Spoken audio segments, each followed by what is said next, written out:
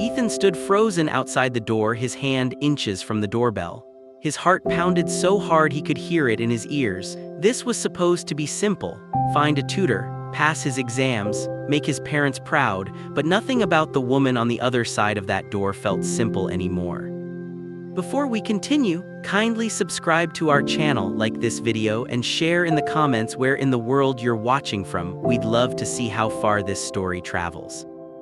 Now sit back, grab some popcorn, and prepare yourself, because what you're about to hear might just challenge everything you thought you knew about people. If you're ready, let's begin. 3 weeks earlier, everything had been different. Ethan Cole sat at the kitchen table in their Chicago apartment, staring at his report card like it was a death sentence. Another D in math, another C- in English. His stomach twisted as he heard his parents' footsteps approaching. His mother entered first, her face tight with worry. His father followed, silent and stern. "Ethan, we need to talk," his mom said, sitting down across from him. He already knew what was coming. "Your grades are getting worse," his dad added. "You're 18 years old, college applications are coming, what's your plan?" Ethan had no answer. He wasn't lazy. He tried to study, but nothing stuck. His mind wandered. The words on the pages blurred together. He felt like he was drowning and nobody could see it. "We're supposed to leave for Arizona next week," his mom continued. "Your aunt's wedding, but your final exams are in a month." "I'll go with you," Ethan said quickly. His dad shook his head. "No, you're staying here, you need to focus." "By yourself?" his mom asked, her voice softer now. "Can we trust you to actually study?" Ethan felt something tighten in his chest. He wasn't a kid anymore, but he also knew they had every reason to doubt him. "I'll get a tutor," he heard himself say. "A real one, someone who can come here and help me every day." His parents exchanged a look. "Fine," his dad finally said. "But if your grades don't improve, we're having a very different conversation." 2 days later, Ethan stood on the sidewalk outside his building, scrolling through tutor listings on his phone. Most were too expensive. Some were too far away. Then he found one: Claire Mitchell. 5-star reviews, experienced teacher, lives 3 blocks away. He sent a message. She responded within an hour: "Come by today if you want."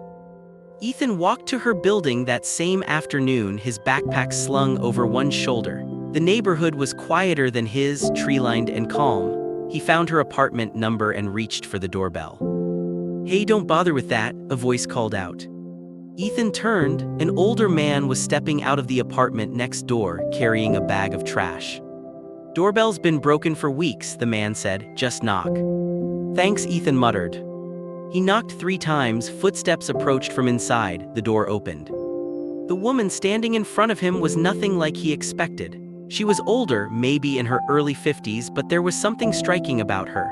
She had kind eyes, soft brown hair pulled back in a loose bun, and a warm smile that immediately put him at ease. "You must be Ethan," she said. "Yeah, you're Claire's." "That's me, come in." Her apartment smelled like coffee and old books. The walls were lined with shelves. A small desk sat near the window, covered in papers and pens. Everything felt calm, organized, safe. "So," Claire said, gesturing for him to sit on the couch, "how did you find me?" "Online," Ethan said. "Your reviews were really good." She smiled. "Well, I try. Tell me about yourself. What subjects are you struggling with?" "All of them," Ethan admitted. "I just can't focus. I read something and 5 minutes later I forget it." Claire nodded like she understood.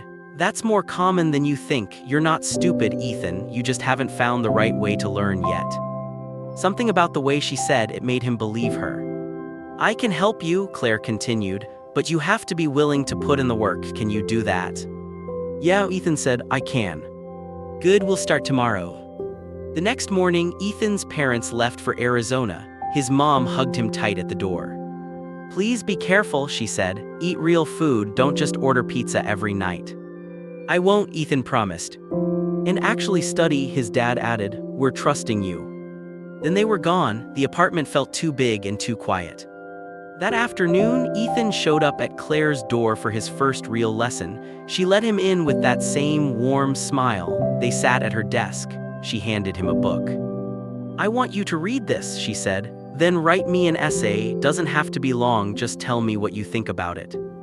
Ethan groaned, I'm terrible at essays. You haven't tried one of mine yet, Claire said, her eyes twinkling.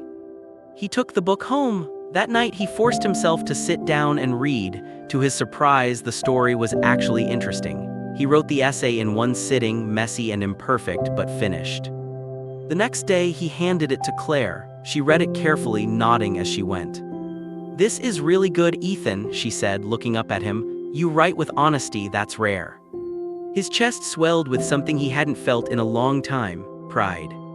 As Claire started teaching him, Ethan found himself watching her more than the textbook.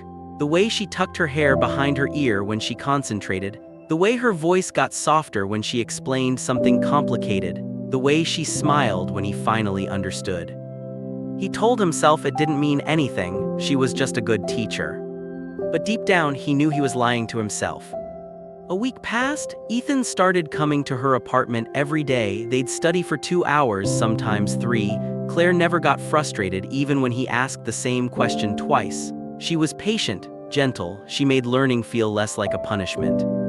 One afternoon, Ethan arrived and heard water running inside. He knocked. Claire opened the door looking frazzled. Sorry, she said, my kitchen sink just exploded. Ethan stepped inside and saw water dripping steadily from under the faucet, pooling on the floor. Claire had a wrench in her hand but looked completely lost. Let me, Ethan said, dropping his bag. He knelt down, tightened a loose pipe and adjusted the valve. The dripping stopped. Claire stared at him, impressed. Where did you learn that? My dad, Ethan said, standing up. He made me help fix stuff around the house. Well, thank you, Claire said, her voice warm. You just saved me $100. Their eyes met. For just a second, something unspoken passed between them. Then Claire looked away. Let's get started, she said, a little too quickly. But as she began teaching, Ethan couldn't focus, not on the words, not on the equations, only on her. He wasn't coming here just to study anymore. He was coming here to see her. And that terrified him. Ethan couldn't sleep anymore. Every night he lay in bed staring at the ceiling, thinking about Claire, her voice, her smile. The way she looked at him when he got an answer right, he knew it was wrong. She was his tutor. She was in her 50s, he was 18, but knowing it was wrong didn't make the feelings go away. 2 weeks had passed since his parents left. Ethan's routine had become predictable. Wake up, make breakfast, call his parents, go to Claire's apartment, pretend to study while actually just watching her. He noticed everything now, the small scar on her wrist, the way she bit her lip when she was thinking, how she always wore the same silver bracelet. He memorized the sound of her laugh, rare but beautiful when it came. Claire, for her part, seemed completely unaware. She treated him the same way she always had, kind, patient, professional. But sometimes, Ethan caught her staring at him, just for a second. Then she'd look away quickly like she'd been caught doing something wrong. One afternoon, as their session ended, Ethan packed his things slowly, too slowly. Do you have a question? Claire asked, noticing him lingering. Yeah, actually, Ethan lied. I'm still confused about that chapter. Can we go over it one more time? Claire glanced at the clock. It's already 6. Don't you need to get home, make dinner?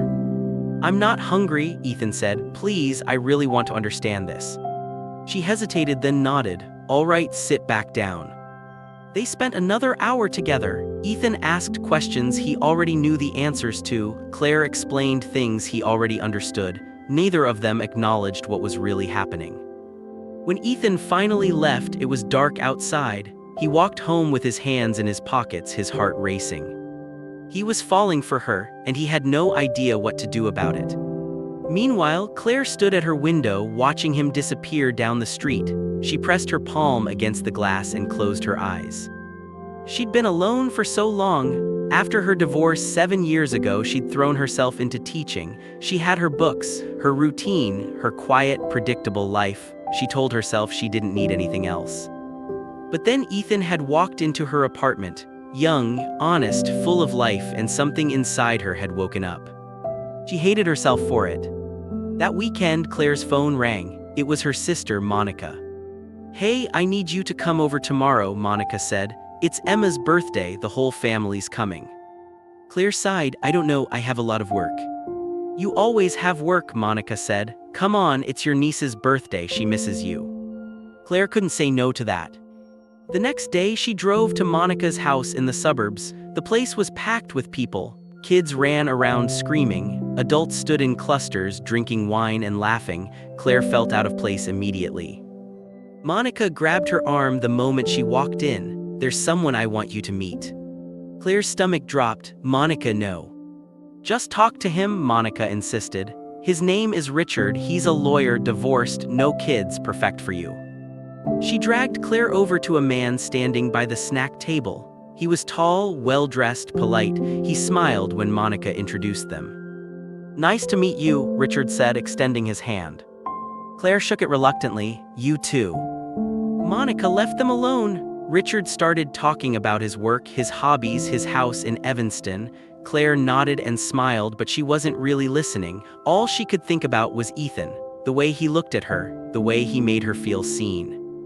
After 20 minutes, Richard leaned in slightly. So, Monica tells me you're single, maybe we could grab dinner sometime.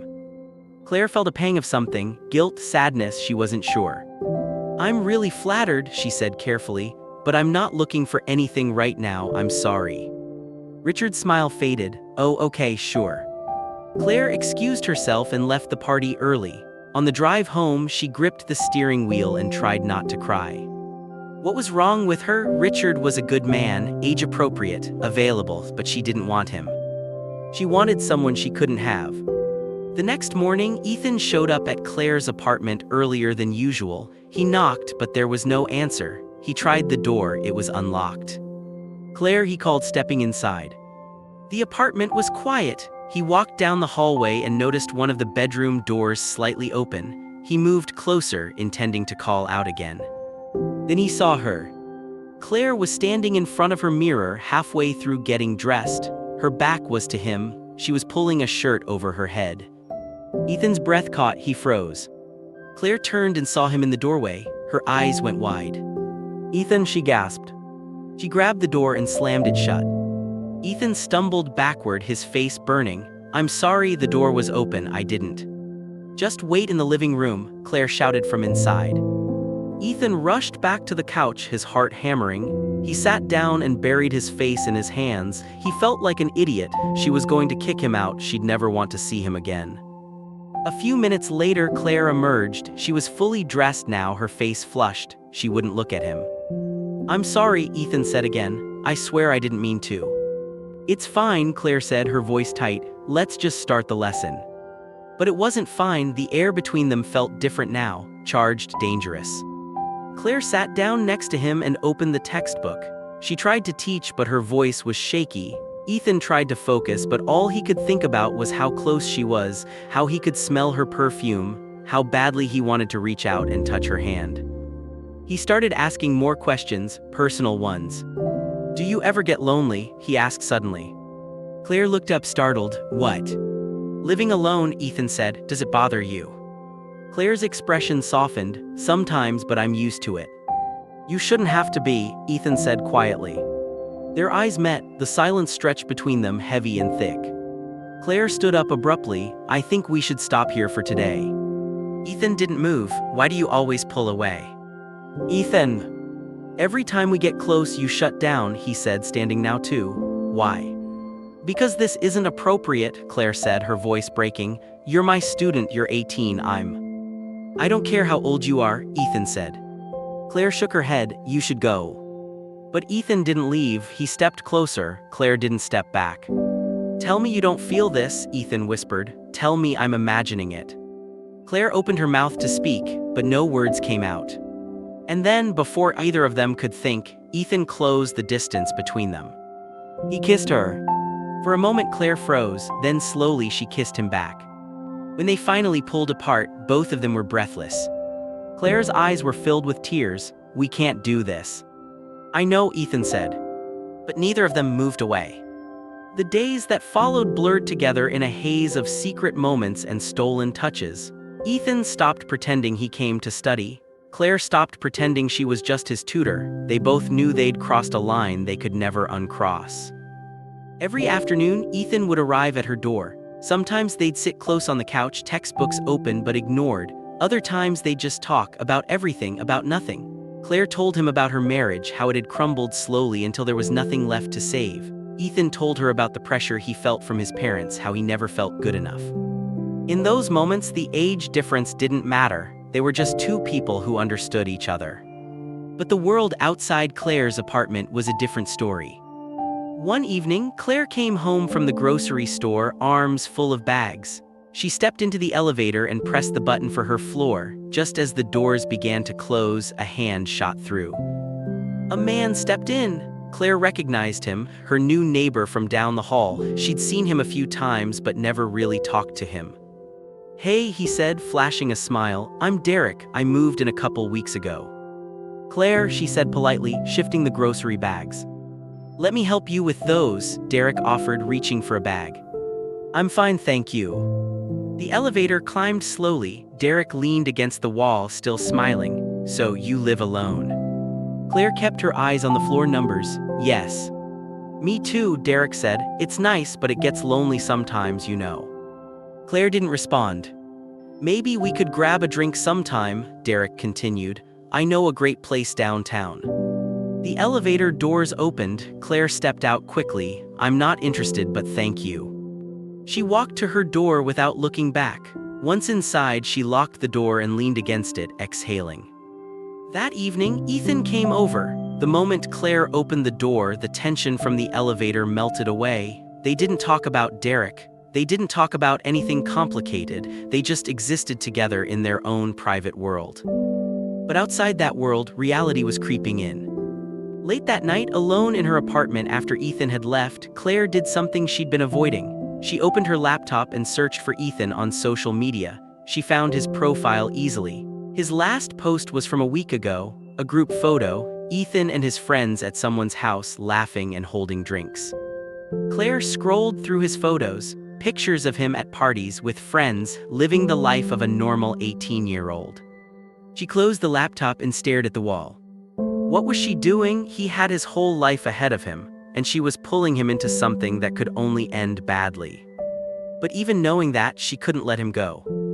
The next weekend, Ethan's best friend Tyler threw a party. Ethan almost didn't go. He wanted to be with Claire, but Tyler had been calling him nonstop, saying he never hung out anymore.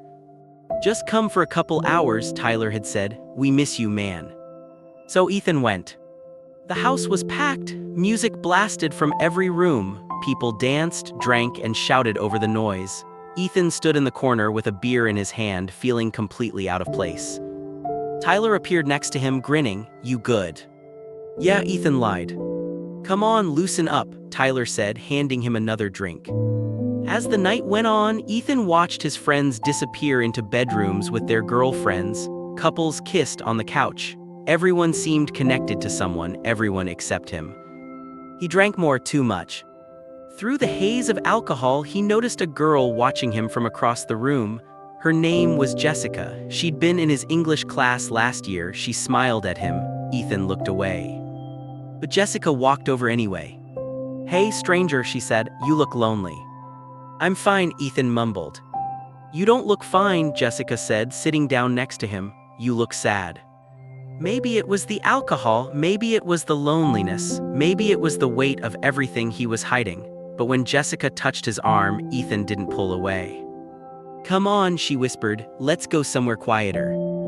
Ethan's head was spinning. He thought about Claire, but Claire wasn't here. Claire couldn't be here. Their relationship was a secret, a hidden thing that couldn't exist in the real world. He let Jessica take his hand. She led him upstairs to an empty bedroom. What happened next was a blur. Ethan barely remembered it, just flashes, her lips, her hands, the feeling of being wanted by someone his own age, someone who didn't make him feel guilty. Then nothing, just darkness. The next morning, Ethan woke up with a pounding headache. Sunlight streamed through unfamiliar curtains. He turned his head and his stomach dropped. Jessica was asleep next to him. Panic hit him like a truck. He sat up too fast, his head spinning. Memories from the night before crashed over him in fragments. He grabbed his clothes from the floor and got dressed as quietly as possible. Jessica stirred. "Ethan." He didn't answer, he just left. Outside, the morning air was cold and sharp. Ethan walked home in a daze. He felt sick, not from the alcohol, from what he'd done. He'd betrayed Claire. All day, he stayed in his apartment, packing. He couldn't eat, couldn't think. He called his parents and lied about how well his studying was going. His mom sounded happy, proud. That made it worse. By evening, Ethan couldn't take it anymore. He had to see Claire, he had to tell her. He walked to her building as the sun set. When he reached her door, he knocked softly. Claire opened it, surprised. "Ethan, we don't have a session today." "I know," Ethan said, his voice cracked. "Can I come in?" Claire's expression shifted. She saw something was wrong, of course. Inside, Claire was sitting on the couch with a book. She set it down and looked at him carefully. "What happened?" Ethan sat down, his hands shaking. "Last night I went to a party. I was with my friends. Everyone was drinking and I drank too much." Claire's face went pale. "There was this girl," Ethan continued, his voice barely above a whisper. "Jessica, she talked to me and I was drunk and stupid and I was with her." The words hung in the air like poison. Claire didn't move, didn't speak. "I'm sorry," Ethan said, tears streaming down his face now. "I'm so sorry. I don't even remember most of it. I woke up and she was there and I felt so." He couldn't finish. He started hitting his own leg hard. "I'm such an idiot, Claire grabbed his hand, stopping him. "Ethan, stop." She pulled him into her arms. Ethan buried his face in her shoulder and sobbed. Claire held him, her own heart breaking. She stroked his hair and whispered, "It's okay, it's okay." But it wasn't okay, and they both knew it. After a while, Ethan pulled away. "I should go." Claire nodded, unable to speak. Ethan walked to the door and left without looking back. Claire stood alone in her living room, staring at nothing. Then she walked to the window and watched him disappear down the street. She felt numb. She went to her laptop and opened it. Ethan's social media was still up from the other night. She refreshed the page. A new photo has been posted, tagged by Tyler from last night's party. Ethan in the background, Jessica next to him, smiling. Claire stared at the screen until her vision blurred with tears. She'd been fooling herself. Ethan was 18. He had a whole life, friends, parties, girls his own age. What did she expect, that he'd give all that up for her? She closed the laptop and sat in the dark, feeling more alone than she'd felt in years. 2 days passed. Ethan didn't go to Claire's apartment. He stayed home, trying to focus on anything but the guilt eating him alive. He studied alone, made meals he barely touched, avoided looking at his phone. Then on the third day, someone knocked on his door. Ethan opened it and froze. Jessica stood in the hallway looking nervous. "Hey. What are you doing here?" Ethan asked. "I left some of my stuff at Tyler's," Jessica said. "I think it ended up in your bag by mistake. Can I come in?" Ethan hesitated, then stepped aside. Jessica walked past him into the apartment, looking around. "Nice place." "What did you leave?" Ethan asked. Jessica went to his room. Ethan followed, uncomfortable. She knelt down and reached under his bed, pulling out a small jacket. "Found it," she said, standing up. She held the jacket but didn't move toward the door. "Actually, I left it on purpose." Ethan's stomach sank. "What?" "I wanted a reason to see you again," Jessica admitted, stepping closer. "That night was really nice, Ethan. I thought maybe we could, I don't know, do this for real, go out sometime." "Jessica, I can't." "Why not?" she asked, genuinely confused. "I like you, I thought you liked me too." "I was drunk," Ethan said firmly. "That night was a mistake, I'm sorry, but I can't do this." Jessica's face fell. "Is there someone else?" Ethan didn't answer, he couldn't. Jessica shook her head, hurt and angry. "Fine, whatever." She brushed past him and left, slamming the door behind her. Ethan stood there, breathing hard. His phone buzzed, a text from Claire. "Can you come over tonight? I'd like to see you." Ethan's heart raced. He typed back immediately, "I'll be there." That evening, Ethan walked to Claire's apartment with a knot of anxiety in his chest. When she opened the door, he was stunned. Claire was dressed beautifully, a simple but elegant dress, her hair down, a soft smile on her face. "Come in," she said. The apartment smelled amazing. Claire had cooked dinner, real food, pasta, salad, candles on the table. "You did all this?" Ethan asked. "I wanted to do something nice," Claire said softly, "for us." They sat down and ate together. The conversation was careful at first, both of them avoiding the elephant in the room, but slowly things started to feel normal again. They laughed, they talked. For a little while, the guilt faded. After dinner, Claire suggested they take a walk. Outside, the Chicago streets were alive with people. They walked side by side, close but not touching. Then Claire reached over and took Ethan's hand. Ethan's heart soared. He squeezed her hand gently. This was real, they were real. But then a group of people walked toward them on the sidewalk. Without thinking, Claire let go of his hand. She stepped slightly away, putting distance between them. The people passed. Claire didn't reach for his hand again. Ethan's chest tightened. Why did you do that? Do what? Claire asked, but her voice was strained. Let go, Ethan said, like you're ashamed of me. I'm not ashamed of you, Claire said quickly. People talk, Ethan, they see us together, they'll judge, they won't understand. I don't care what they think. Well, I do, Claire said, her voice breaking. They stopped walking. Ethan turned to face her. Then what are we doing, Claire? If you're going to hide me, what's the point? Claire's eyes filled with tears. I don't know. They stood there in silence. Then suddenly Claire grabbed his face and kissed him, right there on the street, in front of everyone. When she pulled back, she was crying. I'm sorry, I'm so sorry. They walked back to her apartment in silence. Inside, the tension dissolved. They spent the rest of the evening together, holding each other like the world outside didn't exist. But eventually, Ethan had to leave. As he gathered his things, Claire watched him from the couch. I'll see you tomorrow, Ethan said. Claire nodded, but something in her eyes looked distant. Ethan stepped into the hallway and nearly collided with someone. Jessica. Ethan, she said, surprised. His blood turned cold. What are you doing here? I'm visiting a friend, Jessica said, gesturing vaguely down the hall. What are you doing here? None of your business, Ethan muttered. Jessica's eyes narrowed. Is this where she lives, the girl you're seeing? Jessica, just go. But Jessica didn't move. She looked at Claire's door, then back at Ethan. Wow, okay. She walked away, but Ethan saw the judgment in her eyes. Inside the apartment, Claire stood at her window. She watched Ethan and Jessica talk on the street below, watched them walk together for a moment before splitting off in different directions. Her stomach twisted with jealousy, with fear. Was Ethan lying to her? Was he still seeing Jessica? The next day, Claire couldn't focus. She told herself she was being paranoid, but doubt had planted itself in her mind.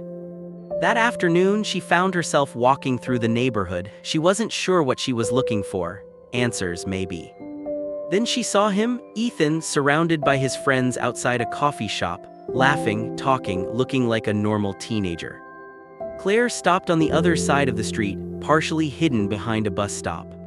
Ethan glanced over. For a split second, their eyes met. Claire's heart jumped. She started to smile. But Ethan looked away. He turned back to his friends like he hadn't seen her at all. Claire felt like she'd been slapped. A few minutes later, Ethan and his friends walked away. Claire stood frozen, humiliated. She wandered aimlessly and ended up near a park. A group of young women sat on a bench nearby, talking loudly. One of them was Jessica. Claire slowed down, staying just close enough to hear. So yeah, I went to his place the other day, Jessica was saying, a smirk on her face. We hooked up at Tyler's party and it was honestly amazing. The other girls laughed and asked questions. Jessica soaked up the attention. I thought maybe we'd date, but he's being weird about it, Jessica continued. Boys are so confusing. Claire's vision blurred with anger. Ethan had lied to her. He was still seeing Jessica. He'd made a fool out of her. She turned and walked back to her building, her hands shaking. When she got to her floor, Derek was stepping out of his apartment. Hey Claire, he said, smiling, how's it going? Claire stopped. An idea formed in her mind, a terrible, reckless idea. Actually, she said, forcing a smile, do you have a minute? I could use some company. Derek's smile widened. Sure, I'd love that. Claire unlocked her door and let him inside. An hour later, Ethan came over unannounced. As he approached Claire's building, he saw Derek leaving. Derek was holding a book, looking pleased with himself. Ethan's stomach dropped. Hey, what are you doing here? Just visiting Claire, Derek said casually. She lent me a book, nice woman. Derek walked away, leaving Ethan standing there frozen. Ethan's mind raced. He climbed the stairs and knocked on Claire's door harder than he meant to. Claire opened it. The apartment was dark. She looked tired. "Did you just have someone over?" Ethan asked. "That's none of your business," Claire said coldly. "It is my business," Ethan shot back, stepping inside. What was he doing here? "What was Jessica doing at your house?" Claire countered. Ethan froze. "How do you know about that?" "I saw you with her," Claire said, "and I heard her talking about how great it was being with you." "That's not what happened," Ethan said desperately. "She came to get her jacket and I told her to leave. I don't want her, Claire, I want you." "You're lying," Claire said, her voice shaking. "You're ashamed of me. You won't even look at me in public." "That's not fair. And I'm supposed to just wait around while you live your life," Claire shouted. Suddenly, she grabbed a mug from the table and threw it across the room. It shattered against the wall. Ethan stepped back, shocked.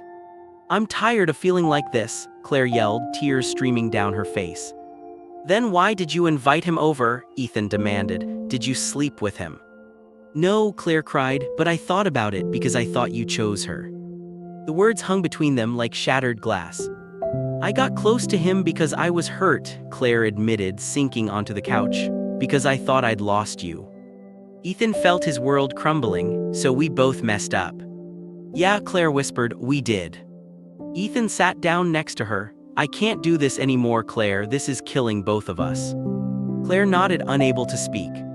"Maybe we need to stop," Ethan said, his voice breaking, "before we destroy each other." Claire looked at him, tears falling silently. "Maybe you're right." Ethan stood up. Every part of him wanted to stay, but he knew this was the right thing to do. "Goodbye, Claire." He left without looking back. The next week passed in a blur. Ethan threw himself into studying, really studying this time. His parents came home from Arizona, excited and full of stories. They brought him gifts, told him how proud they were that he'd been responsible. Ethan smiled and thanked them, but inside he felt hollow. His exams came, he took them. He did better than he expected. One afternoon, a few days after his parents returned, Ethan found himself walking toward Claire's building. He didn't know why, he just needed to see her one more time. He knocked on her door. When Claire opened it, he barely recognized her. Her apartment was a mess, papers everywhere, dishes piled up. Claire herself looked exhausted, like she hadn't slept in days. "Ethan," she whispered. "I just came to say thank you," Ethan said quietly, "for everything you taught me, not just about school, about everything." Claire's eyes filled with tears. "I can't tutor you anymore." "I know." "This was never going to work," Claire said, her voice hollow. "We both knew that." "Yeah," Ethan agreed, "we did." They looked at each other one last time. All the love, all the pain, all the impossibility of what they'd tried to build. "Take care of yourself," Ethan said. "You too." He turned and walked away. Claire watched from the doorway until he disappeared. 1 year later, Ethan walked across the campus of Northwestern University, a backpack slung over his shoulder. Next to him, his friend Maya was laughing about something their professor had said. "You coming to lunch?" Maya asked. "Yeah, in a sec," Ethan said. "I need to grab something from the library." As he walked across the quad, he saw someone in the distance, a woman with brown hair walking alone. Something about her looked familiar. Ethan's heart skipped. He started walking toward her. The woman turned around. It was Claire. Their eyes met across the campus. For a moment, neither of them moved. Claire looked different, lighter somehow, like she'd found peace. Ethan smiled, a small, genuine smile. Claire smiled back. No words, no explanations, just acknowledgement of what they'd shared, of what they'd meant to each other. Then Claire turned and walked away. Ethan watched her go. His chest ached, but not the way it used to. Some people come into your life to teach you something, and when the lesson is over, they leave. Ethan took a deep breath, turned around, and walked back toward his future. If you enjoyed our stories, please hit that like button. It really helps our channel grow and allows us to bring you more amazing stories. Also, I'm always curious to know where our beautiful family is watching from. Please drop the country where you're watching from in the comments. And if you haven't already, please subscribe to the channel and click the notification bell so you never miss our next story. Trust me, you don't want to miss what's coming next. Share your thoughts in the comments below. I read every single one and try to respond to as many as I can.